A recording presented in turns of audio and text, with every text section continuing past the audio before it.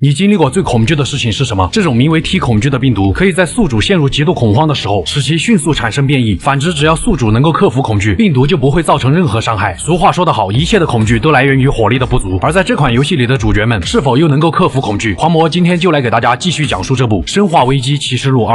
故事的时间线设定在5代和6代之间，此时的保护伞公司已经瓦解，由于他们所遗留下来的病毒和生物武器被有心之人加以利用，在经历过福岛事件和威斯克的衔尾蛇计划以后，一个名叫泰拉塞弗的组织应运而生，他们站在了反对生物武器的第一线，帮助那些无辜的平民脱离病毒的侵害，主打的就是一个为爱发电。而那个天煞孤星克里斯的妹妹克莱尔也加入了这个组织。在泰拉塞弗的宴会上，巴瑞的女儿莫伊拉也作为新人刚刚来到这里。巴瑞正是1代中击杀生化危机史上第一只丧尸的猛男，可似乎莫伊拉却对巴瑞十分的不满，甚至经常抱怨父亲。就在这个时候，灯光陷入了一片黑暗，还没等宴会上的成员反应过来，一群士兵破窗而入，立马控制住了所有人。在确认了克莱尔身份以后，不由分说便将其带走。当克莱尔再次醒来，他已经身处一所监狱之中，并且被戴上了一个手环。由于他在浣熊市经历过更为可怕的场景，克莱尔很快就冷静了下来，并在另一个牢房中发现了莫伊拉。奇怪的是，牢房大门却自动打开了，而远处的摄像头也表明了有人在暗中观察着这一切。然而就在他们向着外面逃跑的路上，监狱里的场景也越来越让人头皮发麻，四处可见的血迹宛如屠宰场一般。果不其然，这里并不是没有任何威胁，一只丧尸突然出现。好在克莱尔凭借着丰富的战斗经验，暂时脱离了危险。可前进的路上，组织成员吉娜惨遭丧尸的侵犯，克莱尔只能眼睁睁地看着他死在了自己的面前。看来被抓到这里的人不仅仅只有克莱尔和莫伊拉。幸运的是，他们在一具尸体上找到了防身的手枪，可莫伊拉却对枪十分的反感，宁愿在一旁用手电打光，用撬棍撬开大门，他都不愿意用枪。就在即将离开监狱的时候，二人手上的手环发出了声音。果不其然，有人在暗中监视着他们的一举一动。通过监视者的话和资料推测，他们已经被植入了某种病毒，并成为了实验品。而手上的手环会随着恐惧而变色，绿色代表正常，橙色代表紧张，如果开始闪烁红色，那就是恐惧。当手环变为红色的时候，其体内的病毒就会产生突变。好在经验丰富的克莱尔并没有慌乱，而是靠着强大的火力不断破解这里的机关。他们也终于逃出了这所令人毛骨悚然的监狱。为了与外界取得联系，他们决定前往远处的无线电塔。可当克莱尔爬上高耸入云的塔顶重启电源后，控制室内的莫伊拉却依旧无法与外界取得联系。看着眼前一望无际的大海，克莱尔发现了一个可怕的事实，他们所处的位置竟然是一座与世隔绝的孤岛。之后的路上，他们遇到了另外3名泰拉塞弗的成员，在众人交流了一番病情后，他们决定开始探索这座岛屿，寻找离开这里的方法。幸运的是，组织成员盖博找到了一架直升机，只要找到燃料和电池就能重新启动。于是在另一个组织成员佩卓的帮助下，他们成功的找到了2样必需品，可附近的报警器却不合时宜的响了起来。3人只好前去将之关闭，但警报的声音却吸引来了大批的丧尸。尽管克莱尔已经在尽力的阻挡丧尸以及安慰慌张不已的佩卓，但佩卓却已经被吓破了胆。病毒很快便在其体内产生了突变，佩卓瞬间丧失了理智，用手上的钻孔机攻击2人。克莱尔见无力回天，只能向着佩卓投掷爆炸物，靠着更为恐怖的火力才帮助他解脱了痛苦。对了，兄弟们，想和我一样打出这么秀的操作，必须要有专业的设备。最近我发现转转上的2手游戏本特别划算，带有3050显卡的拯救者 R900P 才4000多，比新机便宜了一大半，玩游戏非常流畅。关键转转是一个官方验2手平台，每台电脑都经过真人检测，嘎嘎靠谱。上面的手机和平板也不错，真心推荐。买2手就买官方验过的。可是外面的丧尸已经越来越多，就在2人疲于应付的时候，第3名组织成员尼尔及时赶到，帮助他们暂时脱离了危险。眼前这个看似靠谱的男人，也正是克莱尔现在的心仪之人。很快3人便来到了一座小镇，通过之前佩卓调查的线索，手环的信号正是来自眼前这座高塔的最高处，只要顺藤摸瓜找到幕后黑手，一切都能迎刃而解。然而意外的是，3人在攀爬一处断梯的时候，尼尔为了引开丧尸，只能与2人暂时分别。不得已之下，两女只好继续前进。路上他们遇见了一个无助的小女孩，在莫伊拉的连哄带骗下，小女孩逐渐放下了戒心。她名叫娜塔莉亚。奇怪的是，她手上的手环赫然已经变为了红色，但她的身体却并没有突变。娜塔莉亚一直以来都是靠着自己小小的身体来躲避丧尸，甚至能够在中途帮助2人打开锁住的大门。就在他们即将到达高塔下方的时候，盖博没有辜负大家的期望，驾驶着修好的直升机前来接应。但他忘了一件可怕的事情，克里斯可是克莱尔的哥哥。伴随着一阵电流，直升机彻底失控，陷入极度恐惧的盖博看着即将变异的身体，想要砍掉佩戴手环的手臂，可终究还是无济于事。而娜塔莉亚也被突然出现的神秘人掳走，如今他们已然没有了退路，只能向着高塔走去。但高塔却是大门紧闭，只留下了一张尼尔让他们前去附近工厂的纸条。心上人的话，克莱尔自然是深信不疑。在工厂之外出现了普罗米修斯的雕像。根据希腊神话中记载，普罗米修斯盗走了火送给人类，导致宙斯让他整日被老鹰啄食内脏，也就是说只要找到丢失的内脏就能前往高塔内部。于是2人在工厂之中破解了层层的机关谜题，最终复原了普罗米修斯的内脏，成功的打开了前进的大大门，他们也终于得以进入了高塔之中。出乎意料的是，克莱尔在这里发现了尼尔留下的名单，上面的人正是被抓到孤岛上的泰拉塞夫成员。就在克莱尔愤怒不已的时候，监控上出现了尼尔的身影，这也证明了他出卖组织的事实。原来尼尔是为了得到监视者手上的响尾蛇样本，才将组织成员引诱到了这里，而尼尔则只不过是 FBC 领导人摩根的走狗而已。他想要重现摩根的手段，利用响尾蛇病毒创造新的福岛事件，从而让 FBC 再次成为救世主一样的组织。可尼尔没料到的是，这名神秘的监视者却暗算了自己，将响尾蛇病毒注射进了他的体内。当克莱尔和莫伊拉赶到的时候，尼尔的身体已经开始了变异，让他变成了一只丑陋无比的生物兵器。面对曾经的心仪之人，克莱尔只能拿起手中的武器，不断扣动扳机。可在战斗的途中，莫伊拉不慎被尼尔的触手缠绕，为了救下莫伊拉，克莱尔只能让尼尔向着下方跌落，可他自己却被尼尔压在了身下。莫伊拉看着眼前的手枪，却陷入了过往的悲痛之中。原来在他小时候，父亲巴瑞因为喜欢收藏枪械，导致莫伊拉在拿枪玩耍的过程中不慎走火打伤了妹妹。从此以后，这件事便成为了他心中挥之不去的阴影。莫伊拉也将这件事怪在了自己父亲的头上。面对如今危在旦夕的克莱尔，莫伊拉只能强压心中的恐惧，再次拿起了手枪，毫不犹豫地清空了弹夹。克莱尔也成功地脱离了危险。然而监视者都将这一切尽收眼底，并缓缓地来到了娜塔莉亚的面前。也正是尼尔将娜塔莉亚抓来的。随着二人不断向着塔顶前进，监视者的真面目也浮出了水面。原来当初斯宾塞制定的威斯克计划，不仅仅只有阿尔伯特·威斯克具有野心和能力，还有另一名女性同样可怕，那便是亚历克斯·威斯克。亚历克斯延续了斯宾塞寻求永生的理念和研究。随着时间的推移，他无法避免自身的衰老，于是亚历克斯决定将自己的心智传送到其他容器当中，以逃避死亡。但容器必须要能够克服任何恐惧，并且在传输后需要6个月才能达到稳定状态。为了找到合适的容器，亚历克斯研制出了 T 恐惧病毒。他利用岛上的居民进行实验，甚至抓来了泰拉塞夫的成员。但令他意外的是，最合适的容器正是娜塔莉亚，因为娜塔莉亚曾在福岛事件中幸存了下来。在经历了恐怖的袭击以及亲眼看着父母被杀害之后，娜塔莉亚已经无法感受到恐惧，所以这个小女孩自然就是容器最合适的人选。得知了一切真相后，克莱尔和莫伊拉一路来到了高塔的实验室中，准备和亚历克斯展开最后的决战。但亚历克斯却是不慌不忙学起了岳父，直接一枪爆了自己的头，看得二人一愣一愣的。原来他已经将自己的心智植入到了娜塔莉亚体内，所以他一点都不慌。与此同时，高塔开始了自毁程序，他们只能强忍心中的恐惧，不断向着高塔外逃去。可不幸的是，莫伊拉为了救下克莱尔，导致自己被压在了残骸之下。面对这种局面，只能走一个算一个。克莱尔只能在爆炸之前纵身一跃，跳进了大海之中。当他再次睁眼的时候，自己已经在送往手术室的路上。眼前巴瑞焦急地询问着莫伊拉的下落，但这位老父亲听到的却是女儿的死讯。他不愿相信莫伊拉死去的事实，活要见人，死要见尸。于是，在6个月之后，巴瑞独自一人来到了这座孤岛。当他踏上孤岛的时候，小女孩娜塔莉亚出现在了他的面前。看着眼前可怜的小姑娘，巴瑞不忍心留下她一个人，于是只能无奈地带上娜塔莉亚一起寻找女儿。在穿过了莫伊拉曾逃出的监狱后，一老一小来到了无线电塔的控制室。在这里，娜塔莉亚得知了巴瑞的女儿是莫伊拉以后，她痛苦地抱住了自己的脑袋，并告诉巴瑞莫伊拉已经死了。得知了这件事，巴瑞心中更加的愤怒，无论罪魁祸首是否还活着，就算是死了也要拉出来打一顿，才能解心头之恨。在娜塔莉亚的指引下，他们来到了高塔之中，在这里发现了2个威斯克的合影，并得知了亚历克斯的存在。就在这个时候，一个恐怖的声音在大厅中响起，原来亚历克斯并没有死去，而是变成了一只丑陋无比的怪物，甚至迫切的想要杀掉娜塔莉亚。暂时无法搞清楚状况的巴瑞，只能在丧尸的追杀下，带着娜塔莉亚暂时逃离这里。因为一路上一老一小的互相陪伴，再加上巴瑞觉得自己亏欠了女儿，让他开始将娜塔莉亚当做自己的女儿一样对待。可就在他们前进的路上，亚历克斯再次出现，一巴掌直接打飞了巴瑞。亚历克斯对娜塔莉亚的仇恨达到了顶点，他不甘心为什么自己会变得又老又丑，而娜塔莉亚这个失败品却没有任何改变。就在他即将掐死娜塔莉亚的时候，他却看到了一种令自己无比恐惧的东西。当巴瑞再次醒来的时候，亚历克斯已经逃走。见小女孩没事，二人便再次启程，有些账肯定要找亚历克斯清算。在前进的路上，他们来到了一处洋房之中，小女孩看到华丽的装饰很是羡慕，但巴瑞似乎对洋房没有什么好印象。而他们接下来的探索则揭露了为什么亚历克斯会失败。原来当时亚历克斯扣动扳机的一瞬间，他犹豫了，从而感受到了恐惧。著名剑圣韦明一心曾说过，犹豫就会败北。所以在亚历克斯死后，T 恐惧病毒将他从阎王爷手里抢了回来，他也因此变成了丑陋的怪物。可亚历克斯的心智已经植入到了娜塔莉亚的大脑中，也就意味着这个世界上存在着2个自己，所以他必须杀掉娜塔莉亚。与此同时，亚历克斯找到了一只病毒，在将病毒注射进自己体内后，他的身体再次发生变异，使其变得更加丑陋且强大。而一老一小也赶到了这里，饶是亚历克斯变得如何强大，他面对的终究是手持马格南的巴瑞。可在战斗的过程中，亚历克斯竟然一把抓住了娜塔莉亚。就在小女孩即将命悬一线的时候，远处一个身影连续扣动了手中的扳机，救下了娜塔莉亚。来者正是幸存下来的莫伊拉。老父亲看到这一幕，心中大喜。经历了这一切，莫伊拉也放下了对父亲的埋怨，父女2人终于重归于好。但亚历克斯这个威胁却依旧存在，他的体型变得更为巨大，一路追着3人来到了悬崖边。这时，一头短发的克莱尔乘坐直升机，缓缓地出现在了众人的眼前。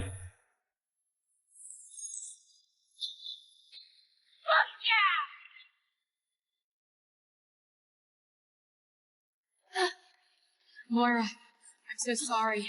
You were in trouble. And you came back with a chopper and a sniper rifle, and that's fucking awesome. Shut up.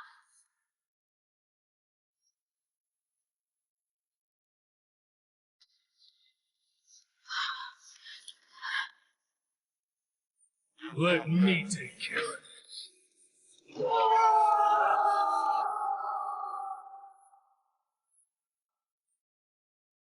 Are you sure you don't need me, Barry? I mean, Dad. I'll always need you.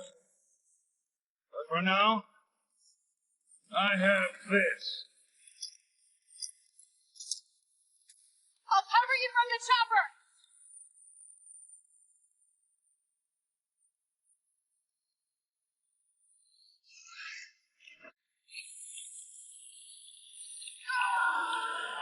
而在接下来的战斗中，巴瑞在下方肉身吸引仇恨，克莱尔则看向了直升机上的火箭筒。随着克莱尔扣动扳机，这位女威斯克就像男威斯克一样，身体逐渐在剧烈的爆炸中分崩离析。经历了这半年噩梦般的体验，父女二人重归于好。巴瑞也决定收养娜塔莉亚，并将她视作自己的女儿对待。故事的最后，克莱尔接到一通电话，得知了哥哥克里斯此时正在中国。克莱尔只好无奈地说道：“让皮尔斯好好照顾他。”生化危机6的故事也即将拉开帷幕，而此时已经在巴瑞家中的娜塔莉亚却露出了邪魅的一笑。我是修片狂魔。